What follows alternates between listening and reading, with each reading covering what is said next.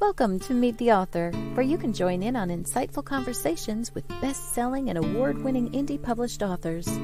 Your hosts today are Rob and Joan, who themselves are indie published authors, book publicists, and paranormal investigators with Tampa Bay Spirits, based in Tampa Bay, Florida. Thanks for dropping by. And now, on with the show. Hi, I'm Rob. And I'm Joan. Welcome to the show. And now let me say, this is a pre-recorded show. Even though it's showing live, it's pre-recorded. Yeah. So if you're making comments and I'm not putting your comments up on the screen or you're asking questions, that's why. But we will try and get to those questions in those comments. And when we're traveling like we will be doing, it's very iffy whether we're going to have Wi-Fi or not. So that's why this show is pre-recorded. Usually not enough bandwidth. Mm-hmm. That's for sure. Yep. Too many people trying to use it. Right. Yeah. We want to remind everybody just following this show, Voice of Indie Podcast on blogtalkradio.com with hosts Beam Weeks and Stephen Gary G's. Great time to interact with their guests as well, their authors. Or you can go to Twitter and go to @FreshInkGroup and see the pinned tweet there. Mm-hmm. You'll see who's going to be on the show and link up to the show. Mm-hmm. And you can comment using hashtag Fresh Ink Group, not French, Fresh Ink Group. And they'll get those comments and they'll ask the questions or make the comments on the air. Or you can call in to area code 516-453-9902 and be talking right on the show live. Mm-hmm. That's every Wednesday right after our show is their show. Right. It works out pretty good. This coming Saturday, as episode rewind, is 5:30 p.m. Right here where you're watching right now. This Saturday, October 1st, will be episode 44. And the author is James Snichowski. I always have trouble with James's name. I wonder why. Poor James. Poor James. He's a wonderful author and has wrote some very impactful books. So be sure to tune in then. Other than that. Well, speaking of impactful, we have a very impactful author for you tonight. Her name is SHARA Lewis-Campbell. Not only is she an author, but she is also a publisher in many continents, not just her own. She's coming to us from London today, and she has a lot to talk about. So why don't we bring her on? Why don't we? Come on in. Hi, SHARA. Hi, SHARA. Welcome to the show. Hi. Thank you so much, Rob and Joan, for having me. Thank you for being on. Just think about it. If authors wouldn't be on our show, we wouldn't have a show. We'd be sitting here talking to ourselves. Nobody wants to hear that. Nobody wants to hear that. So tell us a little bit about yourself, how you got started writing, how you got started publishing, the whole 9 yards, everything you're involved in. Sure. I think as far back as I can remember, I've always wanted to be an author. So I think for as long as I could read, I think that's a place where I sort of started with my journey, was as an avid reader. So I would get through quite a few publications, like a day. So I could read maybe about, I would say anything from about, say, 3 to 5, from like the tender age, from about, say, 7 upwards. So, I was constantly reading. It would always be found in a book. And I think that's really what sparked my interest in, becoming an author. And it was the only thing I ever wanted to do, that and traveling. So I would be, constantly writing through school. I would be great at English. It was my favorite subject. And I can guarantee you that, whenever I wrote something like a story or something, it was always read, by the tutor, at the time. So, that was where it happened for me. And then back in, even before then, I was going to say just before, I would say like when I was like fresh out of school and things like that, I was still writing and, honing in on my craft, as it were. And I would do like my A-levels and do really well with that. So it really sort of sparked my interest. And I realized, well, my stepfather was always, urging me to go away and do a degree with it. But, we didn't have any connections. There was lots of traditional publishing and no independent publishing at that time. So I felt very despondent with that and didn't pursue it as a course, except as a hobby. So I had loads of material. And when I did my A-levels, the tutor there came to see me at my home one day, and he said to me, I really think you should, take this up as a hobby. He says, like, you're really gifted with this. And again, I didn't do anything with it. And, I just continued as I was, just working like everybody else, doing a 9 to 5 and just passing the time of day, but still, consistently writing. And then, I remember I'd sort of did an initial degree in psychology, which I didn't use.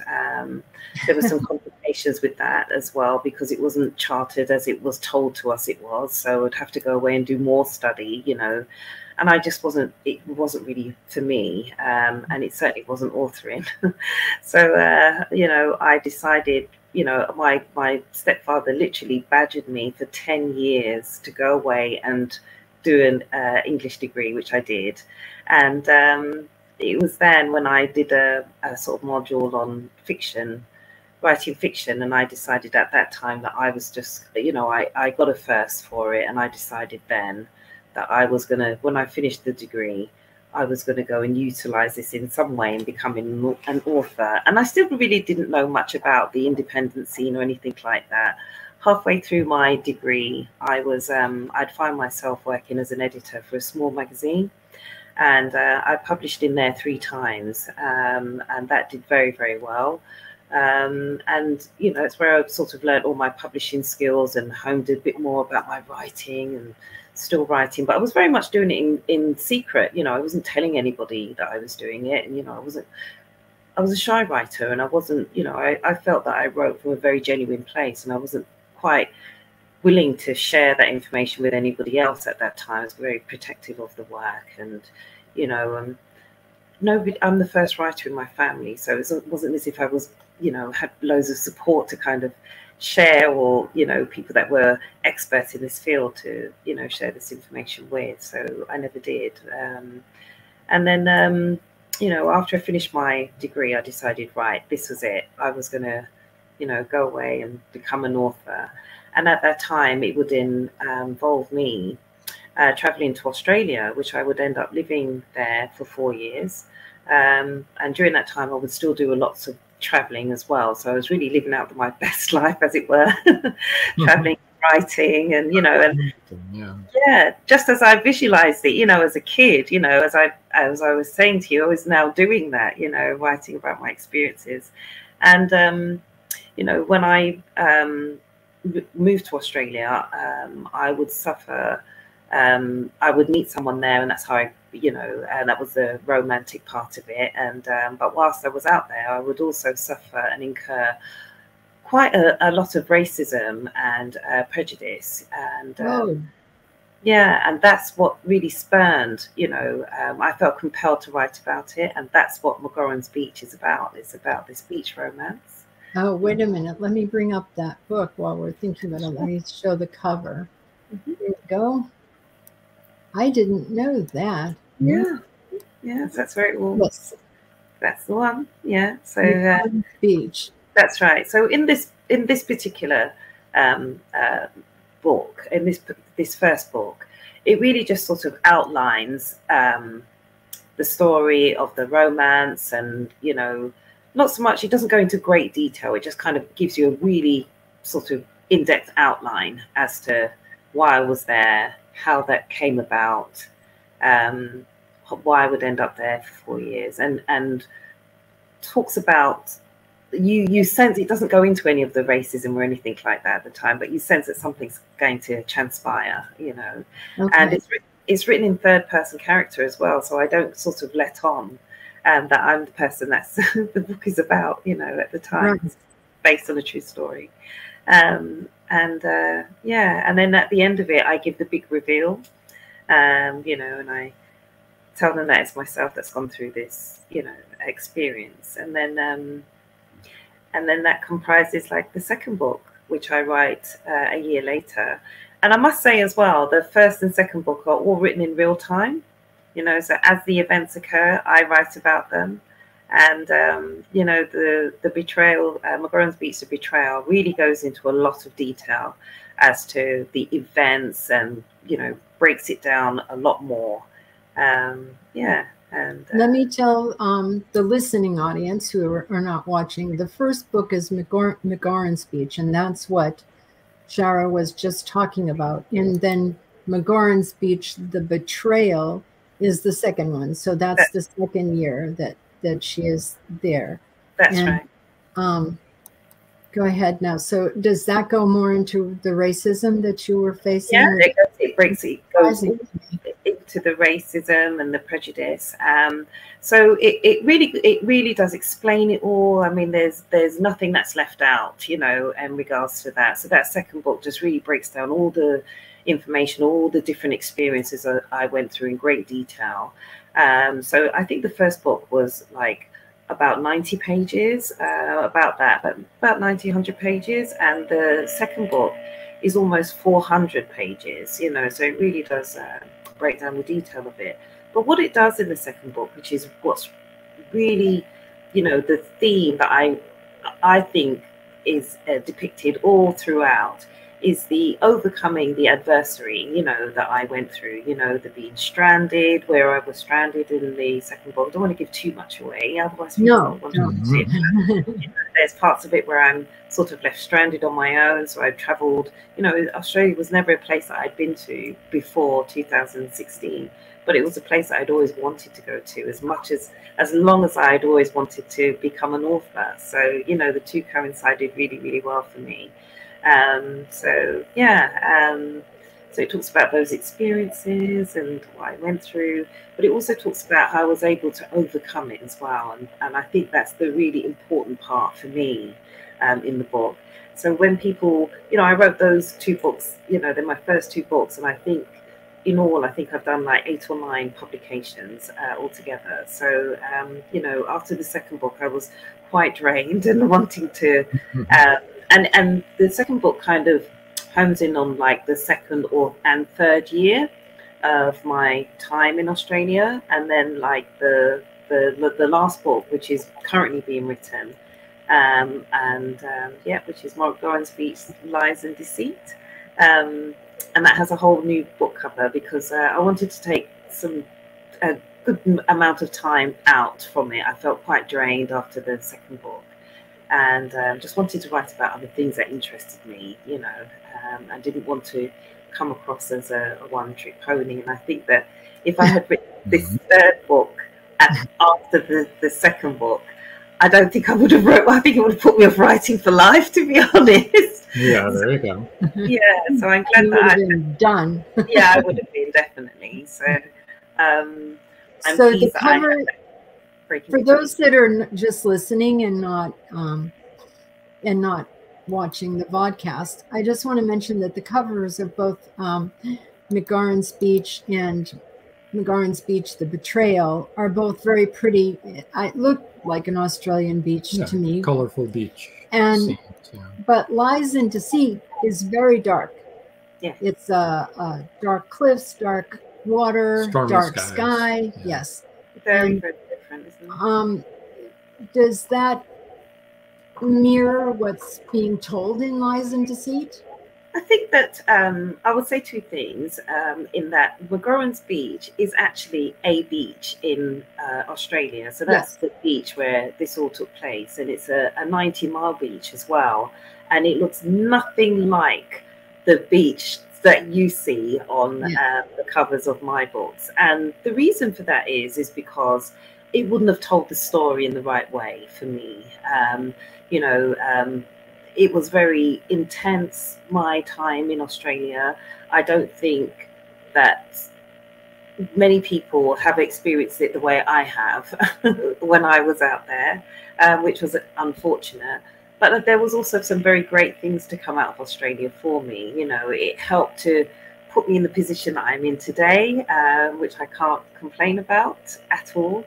And I'm in a very, very happy place indeed. I couldn't ask for more, in terms of where my career has led me to. But yeah, I just think that the McGarren's Beach for me, the story that I tell is a very different one than the time that I've experienced on McGarren's Beach. I loved it there, Not many Australians do actually on McGarren's Beach because it's very open. So, you get a lot of sort of direct sunlight and it can be quite windy and so forth. But as a beach, I really loved it. It's what part of Australia is that in? It's in Melbourne, but it's in South Gippsland. So it's, it's down there. I'm surprised I remember that after all this time. Let's go on to a couple of your other books here, too. Beauty and the Beast, Two Souls Connected by Divine Literature. You want to tell us a little bit about that? Yeah, sure. So that particular book is, I don't know where it ranks. I don't know if it's my fourth, fifth, or sixth, because I kind of stopped counting with them because a lot happens for me day to day. But that particular book, we wanted to tell the story of how our company got together, and it's very unique with myself and my business partner as to how we formed the company, and it's quite a unique setup even today as we speak, but it's a very successful one now. It's just recently won an award, so we're now an award-winning company, which we became in July. Yeah, so I'm so chuffed, and we had no idea either that we were even up for an award, which even makes it even more so splendid to receive it. Yeah, the best kind of awards, right? When you don't know that you're actually up for them. So it kind of tells that story, and I believe it's next year that we are going to actually be doing the film or the movie for that as well, because it's quite a unique and interesting story. So wonderful! That's awesome. Congratulations! Let us know when that happens. Yeah, definitely. Yeah, we'll do. And then this next one is Humanity at Work. Yeah, very, very proud of this book indeed. So this book here is part of my non-profit organization, which I run with the main author that is shown on the book there, Mac Bogart, and also my business partner and a range of other friends as well that all wrote for this book internationally from all around the world. We all came together. There was over nearly 40 of us, I believe, that contributed to that book. And really, it's a charity book where all the proceeds go to Doctors Without Borders, that wonderful charity that do some amazing work. And we just wanted to really tackle, especially after the pandemic, I think anybody leading up to the pandemic and COVID, etc., probably would have denoted that workplaces themselves were becoming quite depressive. People were under a lot of stress, prior to COVID and probably during and since. But especially leading up to it, I think workplaces have become sort of, some of them have become quite depressive, quite negative as well, where people are not being valued, and there were high sickness levels, mental illness, and, you know, health and wellness issues, etc. So I think that COVID, although it was a very scary and unprecedented time, also gave us a lot of time to kind of think, you know, within ourselves, what are we doing, you know, to ourselves, to each other, you know, we're burning ourselves out, you know, we're not doing the jobs that we want to do, we're not very committed, you know, we're just there as it is, you know, it was all very negative. Can you describe the cover for us and the meaning behind it? So it's a collection of hands, and they're all put together to form what should be like the brain, you know, and how we should function. So, and they're all different hands of all different, you know, walks of life and races and so on. It's a pretty cool idea. I think so too. It's great for a commercial. Okay, we have to take a quick commercial break. For those of you watching or listening, don't go away. We'll be right back. Just sit right where you are, Shara. We'll be right back. Thank you. They thought the siren was dead. They thought the siren was dead. In the novel Siren Song by author George Dismukes, James Harmon shot her twice. Several people saw her dead body sinking slowly into the abyss. But now, in Siren Song 2, evidence suggests that she may still be alive. She killed that boatload of people.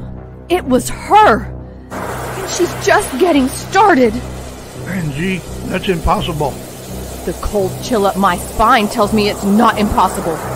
We've got to start all over again. And this time, do it right. Siren Song 2. The story continues. Available on Amazon, Barnes & Noble, and many other bookseller websites. Get your copy today. At Indie Booksource, you can shop by genre or by author, and you will be buying direct from the author's main purchase link. We offer hundreds of titles in formats that include ebooks, paperback, hardbound, and audiobook. Support an indie author. Visit indiebooksource.com today. In a world where advancing technology is outpacing crime solving, the O'Rourke team continues their relentless pursuit of justice. Bioprints is the first book in the O'Rourke crime novel series where it's high-tech crime versus old-fashioned detective work. Visit carternovels.com or amazon.com and check out Bioprints today. And we're back. Welcome back. I have one more book to go through. No, two. Two more. Here we go. Poetic Declarations. Yeah, love that book. So that's how I met that's the first book myself and my business partner ever published. And that was way before we even had our publishing company. So this would mark the sort of the beginning of our sort of union, as it were, as co-authors. And this was the first time I would have co-authored with anyone. So it'd be, we weren't even business partners at this time. You know, this was just someone who was very keen to publish, and we're in extraordinary circumstances. So I agreed to, felt compelled really to actually, after hearing their story, to publish their first work, and this would be it. So yeah, really pleased. That's really interesting. In 39 Steps, The Nation's Glory. That's right. I published that. That's actually my second book. So I published McGorran's Beach first, then this one, and just because I was so keen to publish again, you know, and just say that I wanted to, you know, I was very keen to publish, and that one there is very special to me actually. I actually presented that, or started working on that piece, that book there, as part of one of my novels for one of my writing fiction courses that I did at uni, and I would then go on to develop it a bit more. And I got a first for that, so I would then go on to develop it a bit more thereafter, the course, and publish it as well as a novel. You want to tell us what it's about a little bit? Yeah, sure. It's actually a parody based on one of my heroes, which is Usain Bolt, you know, the Olympic runner. So Yes. it's based on him. So I just basically wrote a short story about him and around one of his races, and that's why it's called that. Aha, 39 steps. Yeah. Now I get it. Mhm.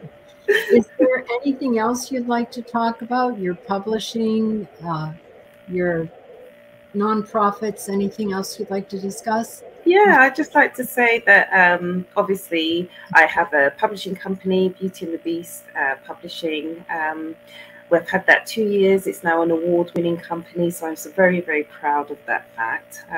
We got the award back in July and we earned that from the Black British Olympics Expo USA. So we're very pleased to have that award and acknowledgement from them. Outside of that as well, I own 2 nonprofits, not myself, but as a collective. So we own the Humanity at Work Foundation, as I mentioned, which is a part of that book that you showed earlier.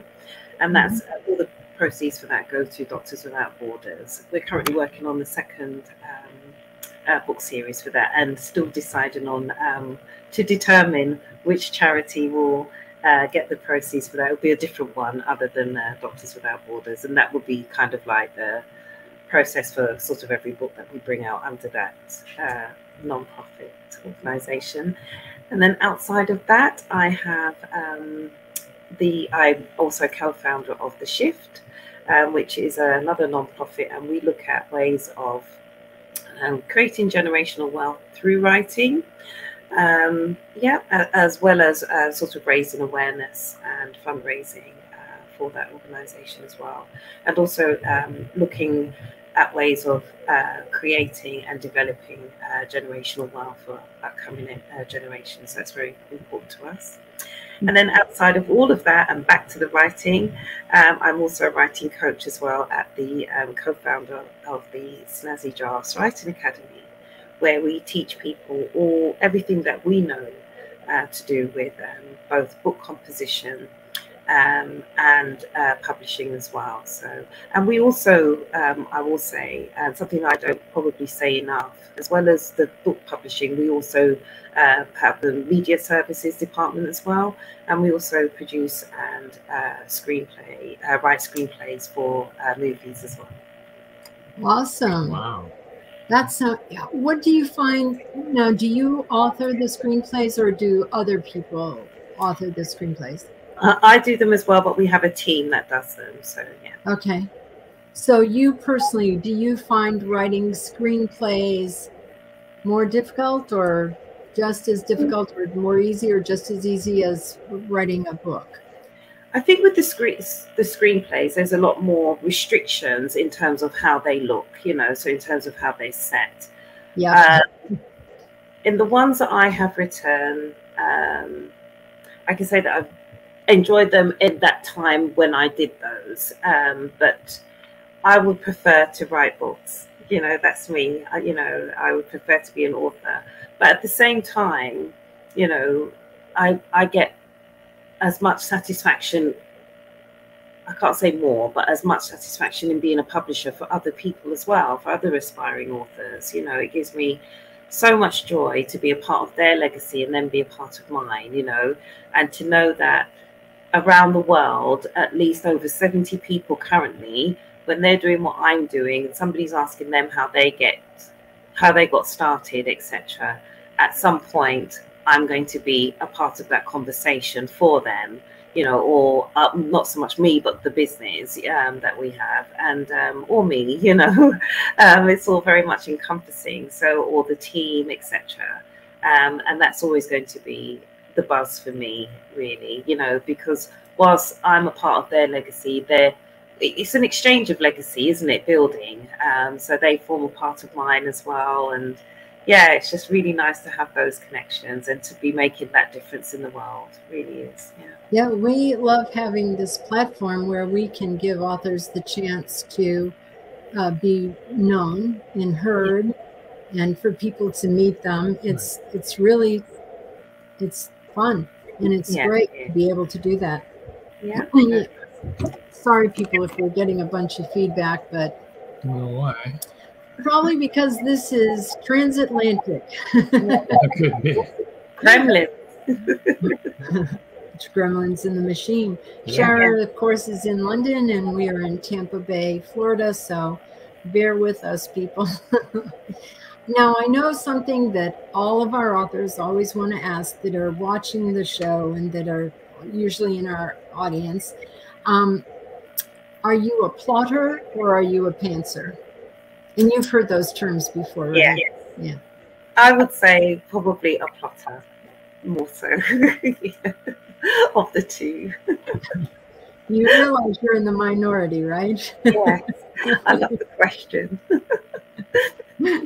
Yeah, we have one of the authors who's been on our show and is sometimes in the audience is Linda Pirtle, and she's married to Caleb Pirtle.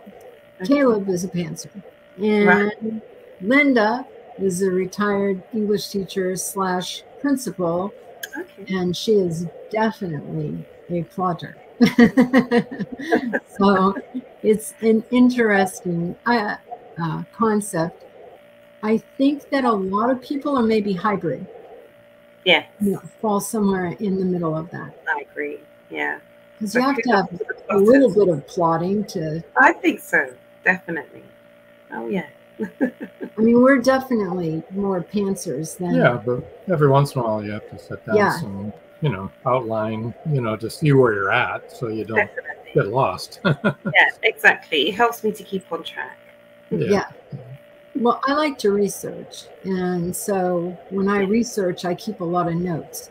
And obviously, otherwise, why do the research?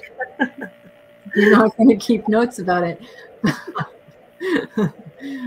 But those notes are really helpful when you're wanting to do something. And that's the same thing with plotting. It's really helpful when your characters get carried away and start going down the garden path. Yeah. Definitely, yeah, and it's nice to see how they evolve. It's especially I think as well when you have the luxury of sort of writing a series like McGorran's Beach, and it's based on a true story. You have the freedom to kind of do what you want with it. Because it's only you that knows what parts of it, is actually the true story. And what parts, it's for everyone else to determine, did that really happen? Or I don't want to ever want to spoil it for anyone. Yeah. Has anyone ever asked you, did that really happen? Yeah, they do. They say to me, I can't believe that's happened more than anything else. So, but yeah. Yeah, there. I know that even in our books, ours are definitely, fiction. Fiction. And but some of the things that we've written in there, because they're murder mysteries, are really disturbing. Yeah.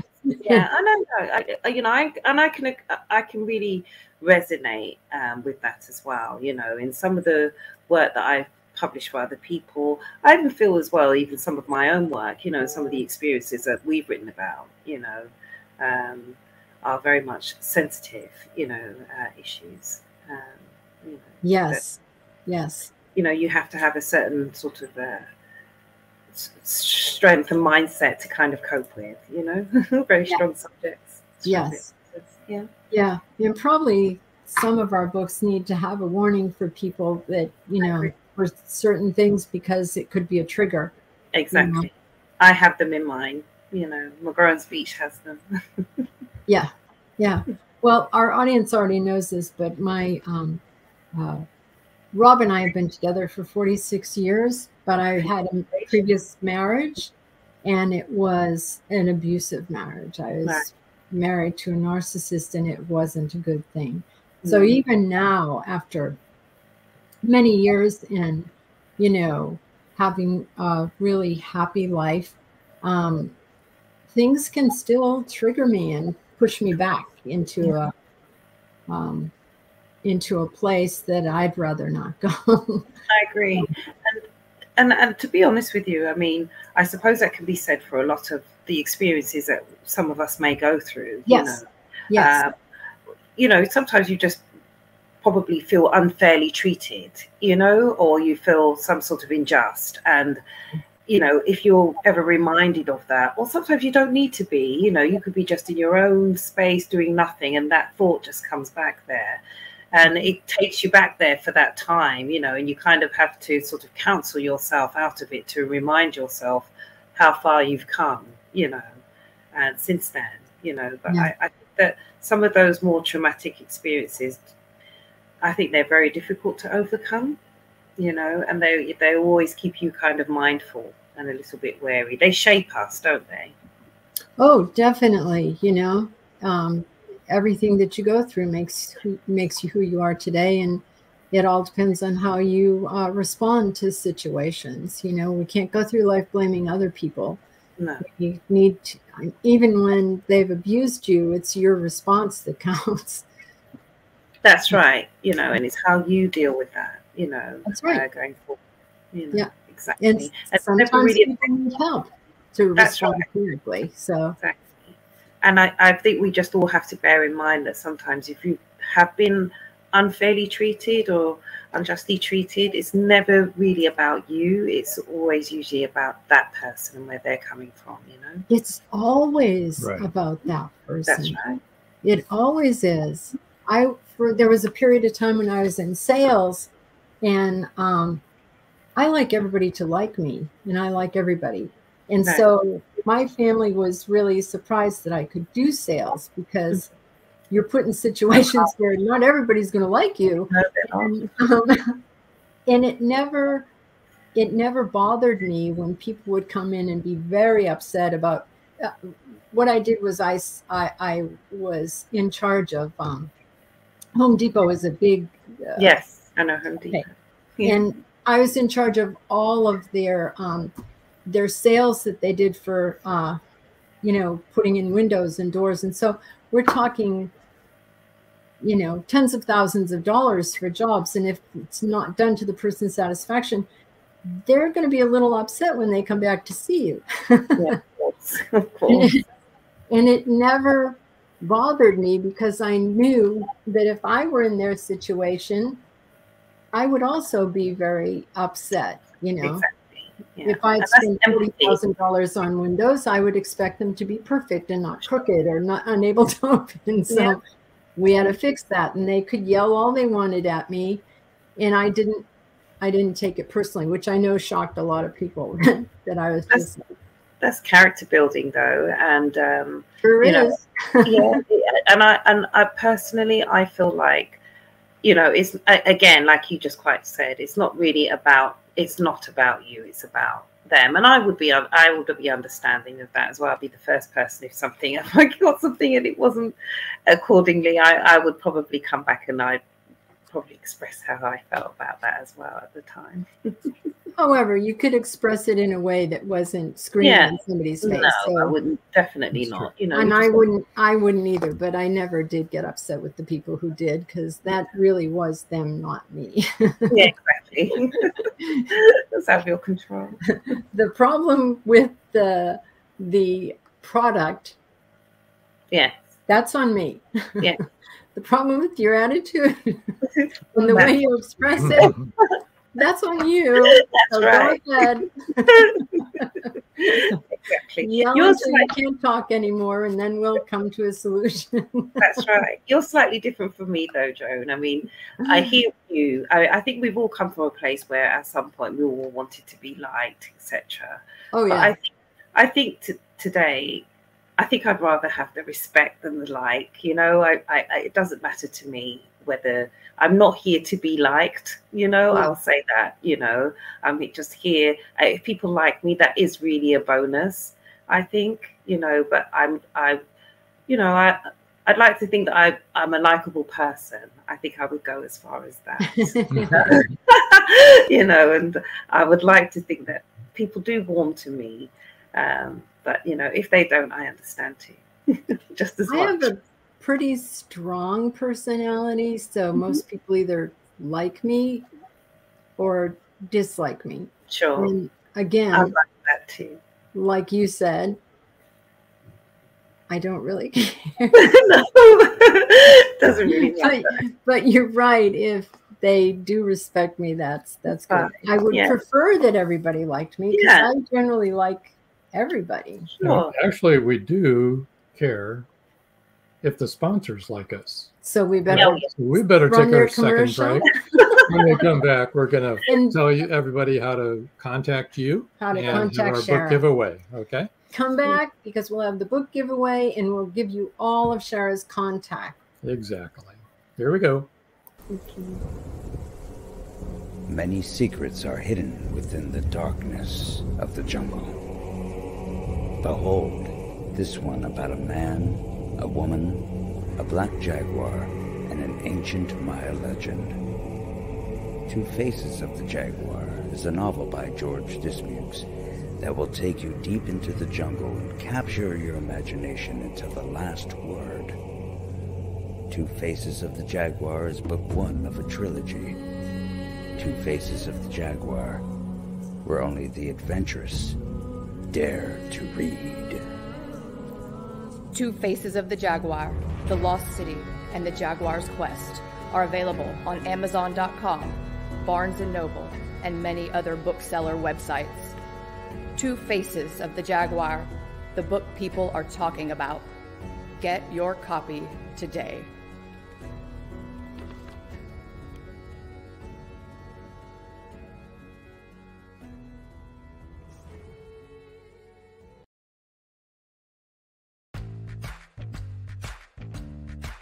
Live every Wednesday, your Voice of Indie hosts Beam Weeks and Stephen Gees welcome authors, musicians, publishing industry pros, artists, and assorted creative guests for an exciting interactive hour.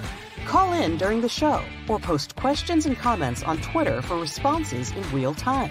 Meet your favorite indie creators, learn inside tips, network, and promote your work. The link for each week's show is pinned on Twitter atop @VoiceOfIndie. And you can receive the link every Wednesday morning in your inbox by subscribing to our newsletter at freshinkgroup.com. Check out Voice of Indie every Wednesday on Blog Talk Radio and catch hundreds of episodes archived everywhere from our websites to our YouTube channel and Spotify.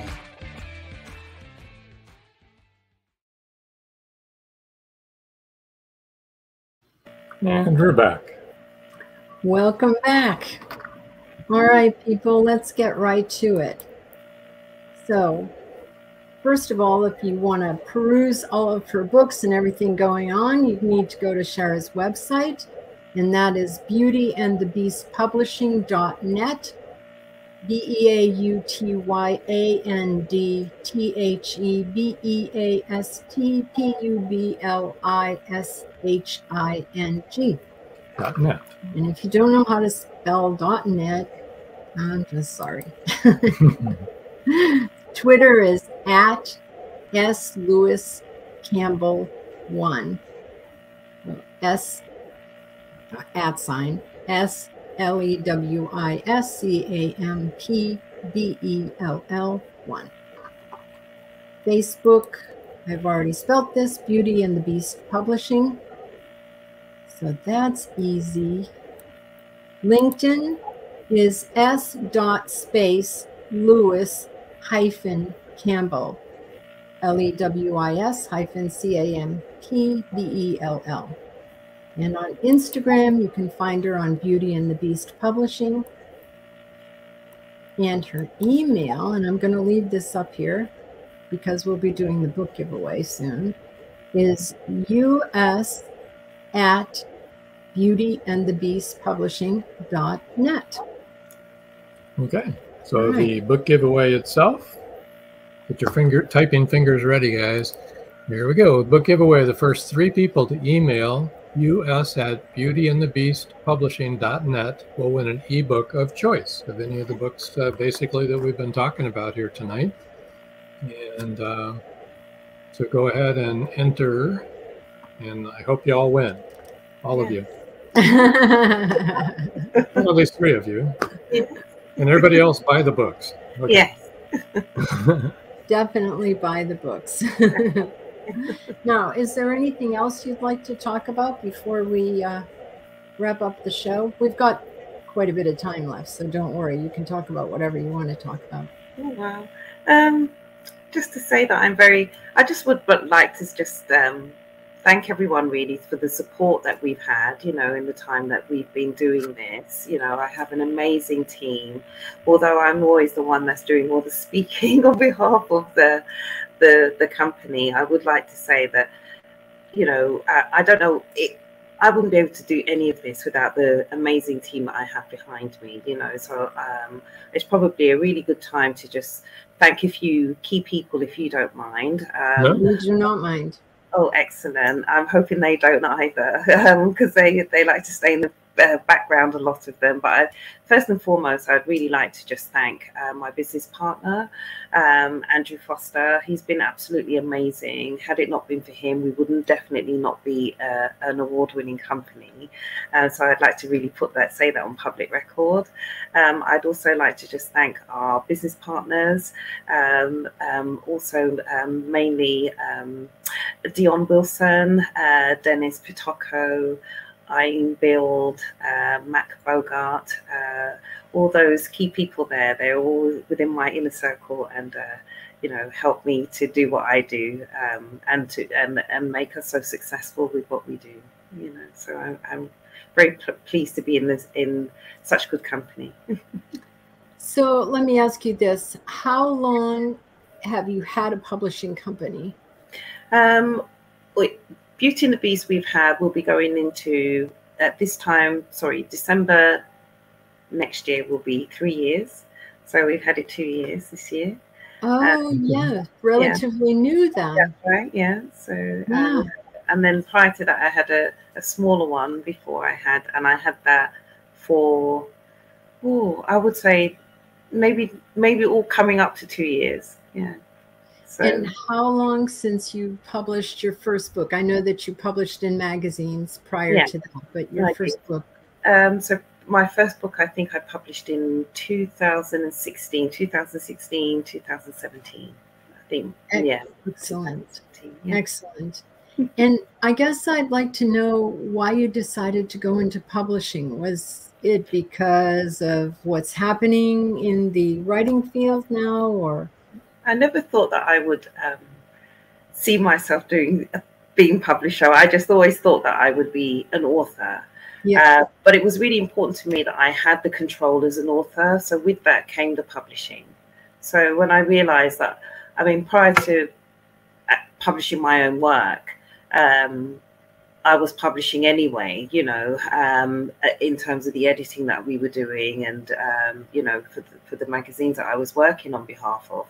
And to be honest with you, I didn't really enjoy that work as much. I was just grateful for the skill, and I never thought that I would do it as in the big way that I do today. So I have to really be thankful for places like KEP and, you know, other publishing platforms that make it so much easier for me to do what I do. I just wish they wouldn't keep changing things as often as they do. But I suppose it helps to keep me on top of my skills. So I'm all for that. But yeah, I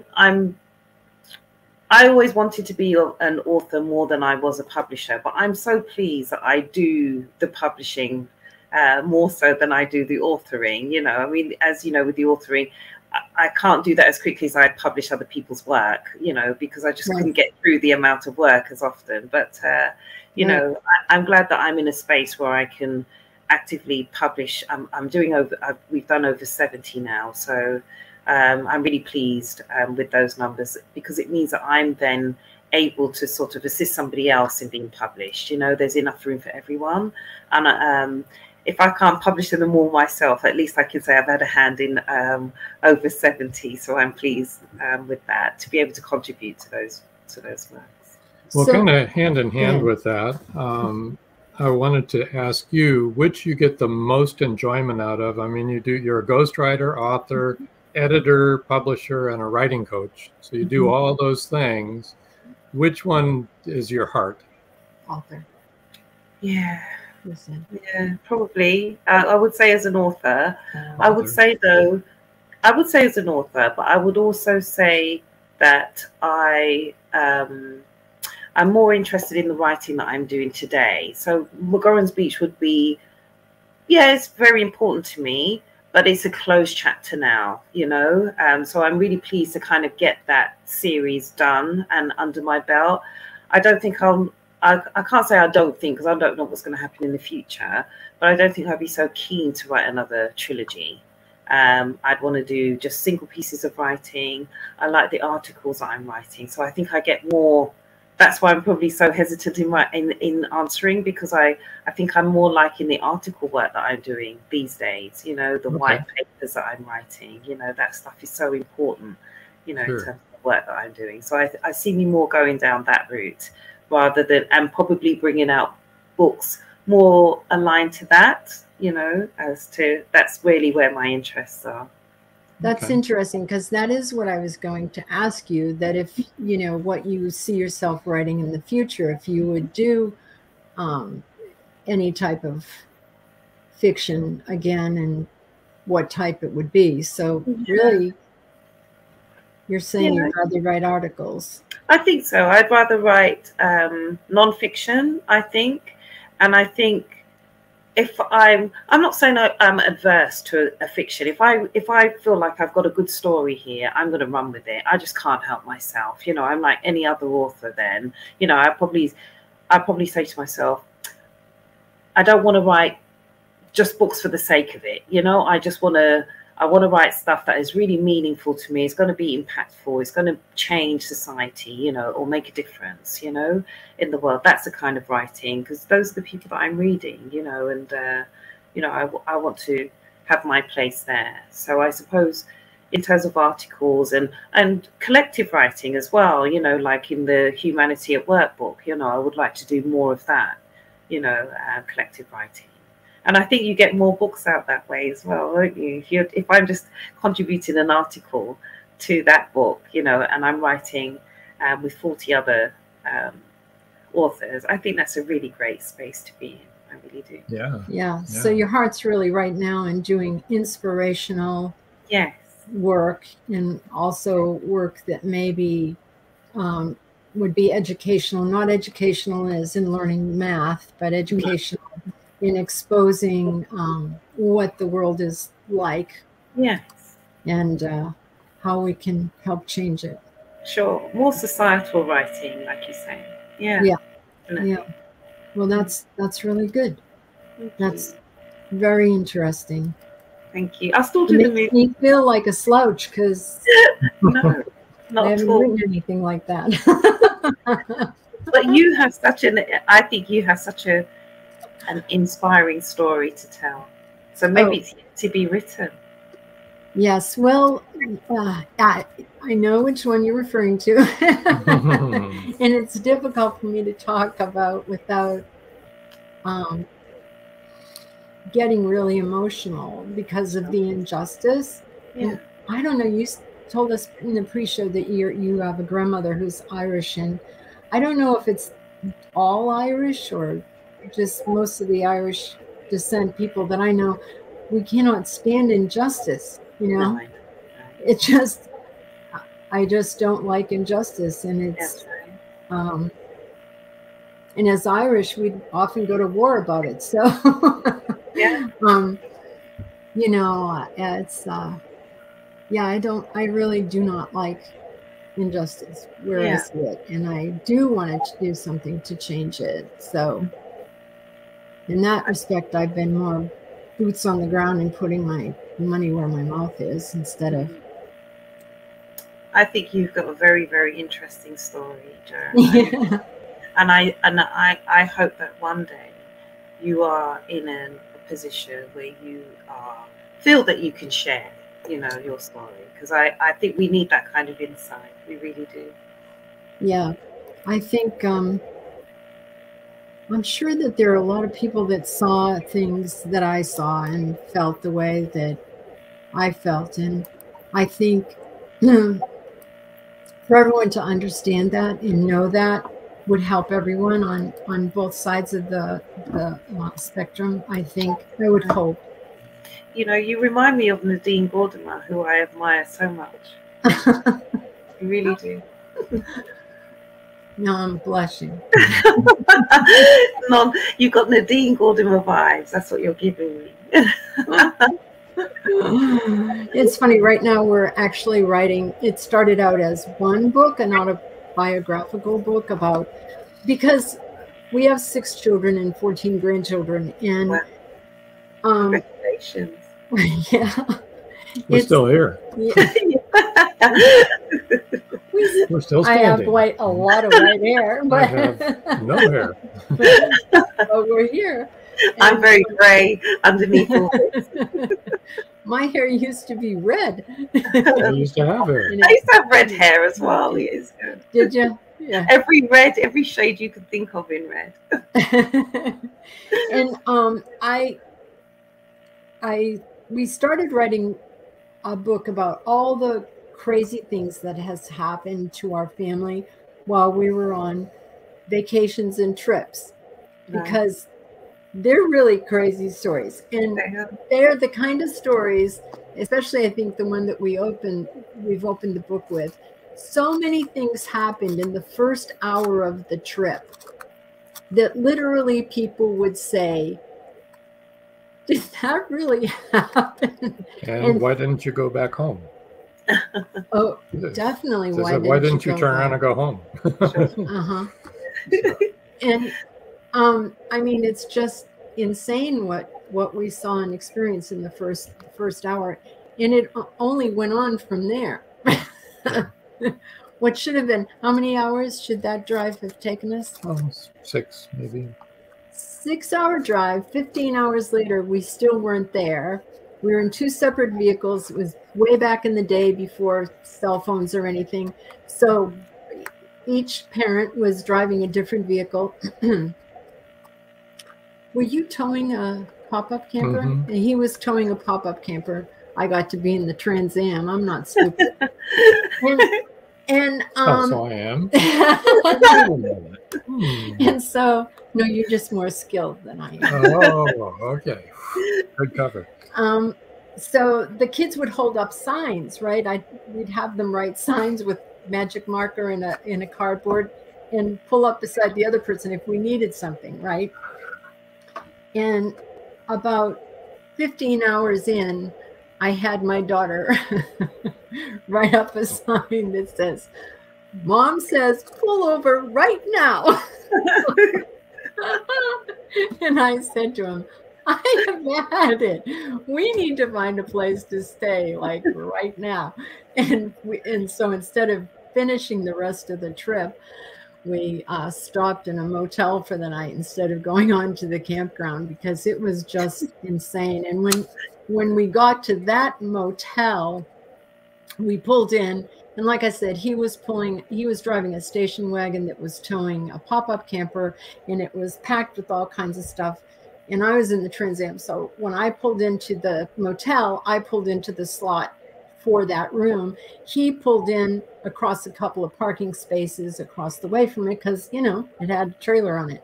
And we were on the bottom floor, the first floor. And on the second floor, when I pulled up, there was this, what looked like a metal band. This was back in the 70s. Mm-hmm. Yeah. And so there were these guys drinking beer out of beer bottles, and they didn't have any shirts on. They just had leather vests, and they had, 80s, maybe it was the early 80s, and they had on spike collars and long hair. And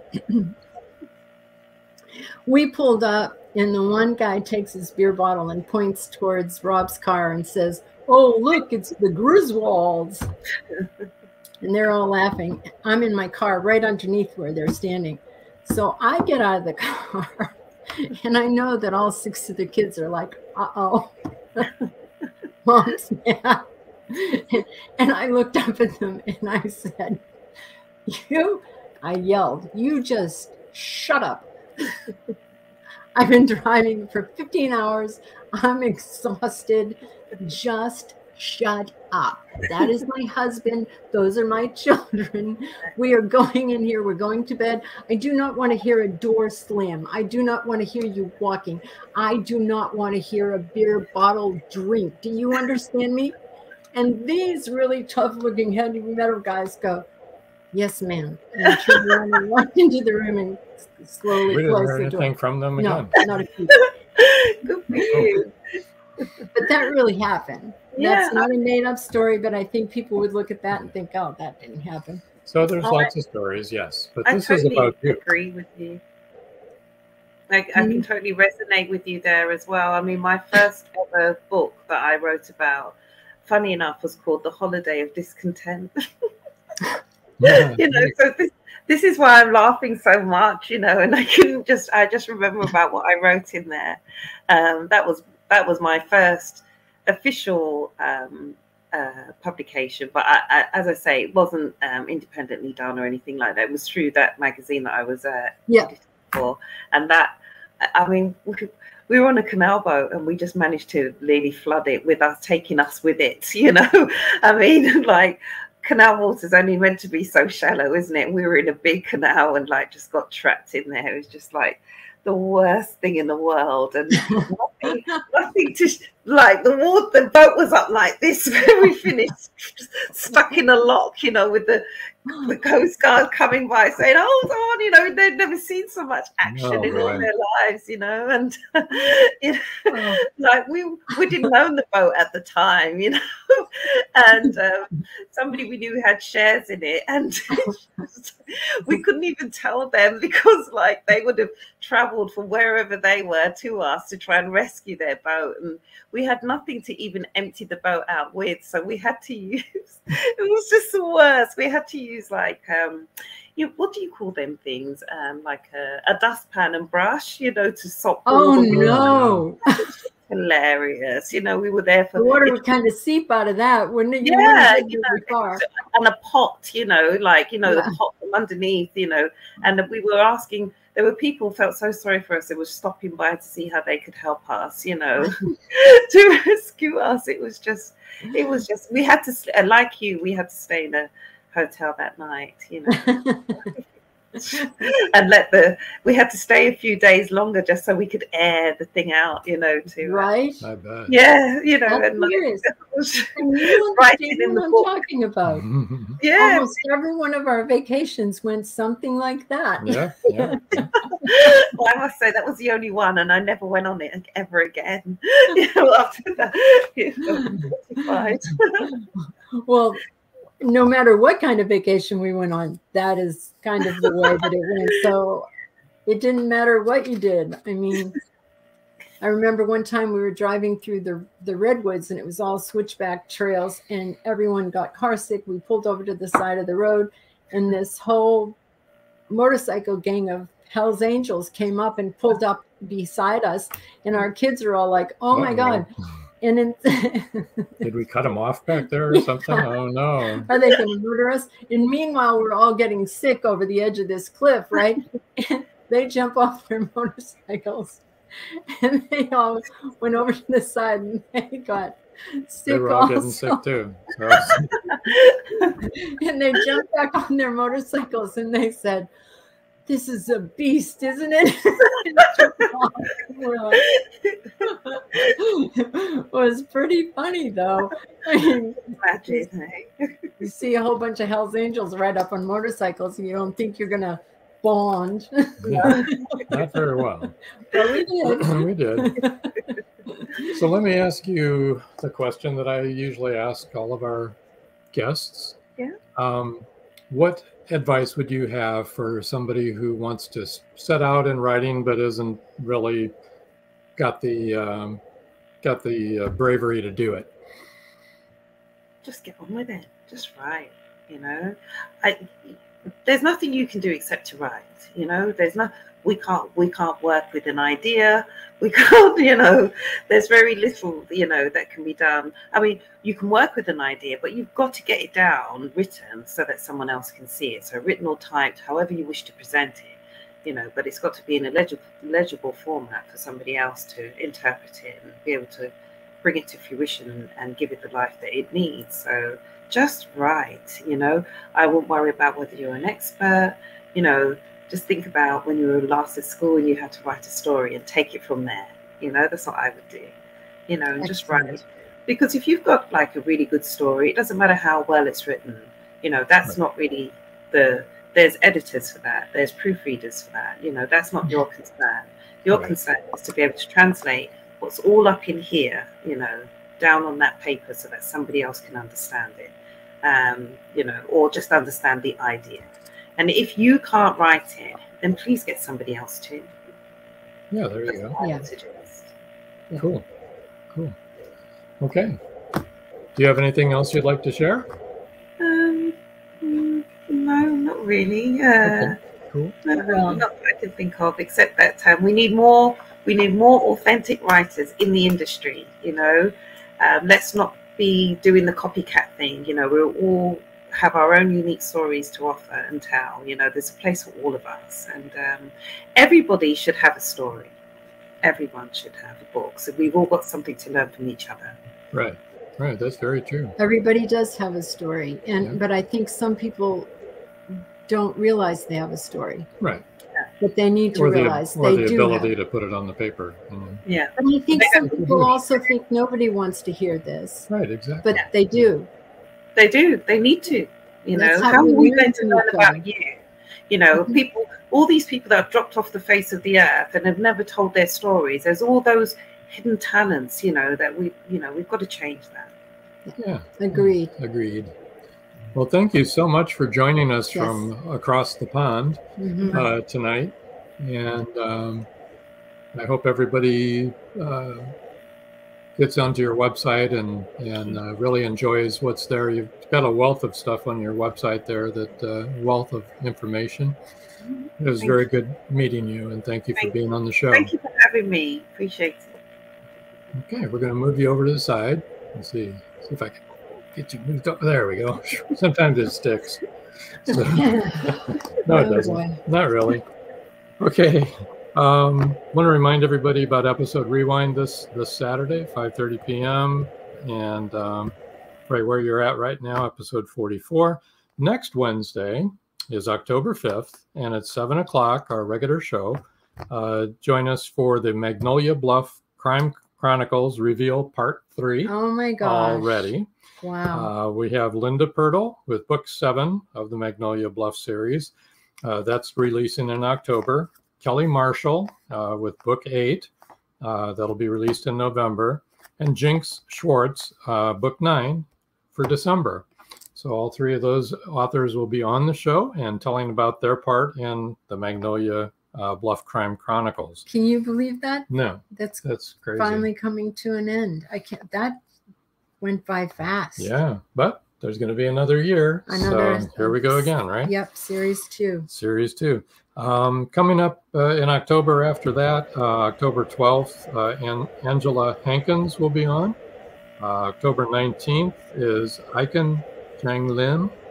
I'm not sure if I pronounced her name correctly, but she's going to be on the 19th. And October 26th, Marcy and Rob Korn will be on. So we've got a good month coming up in October. And do you have anything else you would like to share? No, I talked enough. You talked enough. Okay. I did. All right, then.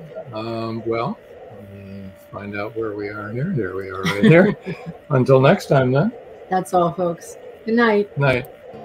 Thank you for joining us here on Meet the Author. Make sure you stay up to date with our show by clicking like, follow, and share. And you can find us on Spotify, iTunes, and more. See you next time on WLFE-DB.com.